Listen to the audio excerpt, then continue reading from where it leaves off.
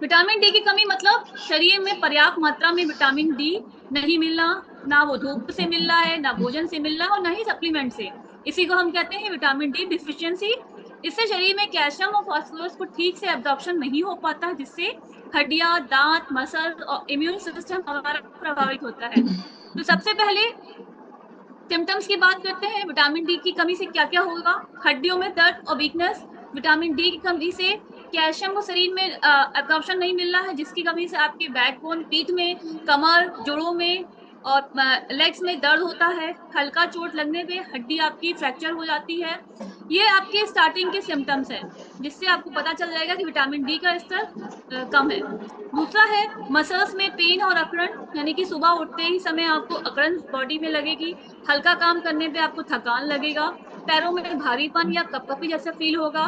Next है लगातार थकान या लो एनर्जी बने रहना। अगर आप ठीक से नहीं खा रहे हैं, दिन भर आपकी थकावट रहेगी। यह शरीर में ऊर्जा उत्पादन प्रक्रिया को भी प्रभावित करता है, जिससे आपको सुस्ती, आलस, थकान महसूस होता है। विटामिन डी की कमी से दिमाग में सेरोटोनिन, यानी जो खुशी वाला हार्मोन होता है, वो एक्टिव रहता है। अगर इसकी कमी हो जाएगी तो मूड बार बार आपका चेंज होगा, आपको बेचैनी, उदासी लगेगी और कई लोगों में डिप्रेशन के लक्षण भी दिखाई दे सकते हैं। तो डिप्रेशन जहां वर्ड आता है वहां ये जरूरी नहीं कि स्ट्रेस ही है आपके अंदर तो आप डिप्रेस हो रहे हैं या आप बहुत सोच रहे हैं। विटामिन डी भी इसका सबसे बड़ा रीजन हो सकता है। नेक्स्ट बात करें कि विटामिन डी की कमी से दांतों में कैल्शियम की मात्रा कम हो जाती है, जिससे आपके दांत यानी कि टीथ आपके कमजोर हो जाते हैं, जल्दी टूटते या हिलते हैं, मसूड़ों से ब्लड तक आ सकता है। ये सब समस्याएं आपकी हो सकती हैं। नेक्स्ट बात करेंगे विटामिन डी की कमी से बच्चों में ग्रोथ जो हो रही है, उनका डेवलपमेंट जो हो रहा है और वो रिकेट्स के शिकार हो जाते हैं।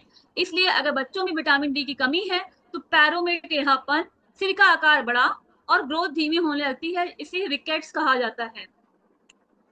अगर ओल्ड एज की बात करें, ओल्ड एज में अगर विटामिन डी की कमी है तो उनकी हड्डियां वीक हो जाएंगी, बोन्स वीक हो जाएंगे, जिससे हल्की सी गिरावट या चोट लगने पे उनका फ्रैक्चर हो सकता है या फिर ऑस्टियोपोरोसिस जैसी बीमारी भी उनको हो सकती है। बार बार इन्फेक्शन या इम्यूनिटी कमजोर करना। विटामिन डी आपकी इम्यून सेल्स को मजबूत करते हैं। इसकी कमी से आप बार बार सर्दी जुकाम, इन्फेक्शन होना, ये सारे सिम्टम्स दिख सकते हैं। तो अगर आप बार बार थकान, दर्द या कमजोरी फील कर रहे हैं तो सिर्फ आराम ही नहीं, आपके लिए धूप भी जरूरी है। अब बात करते हैं विटामिन डी की कमी क्यों होती है, क्या फैक्टर्स है कि हमें हमारे बॉडी में विटामिन डी नहीं है।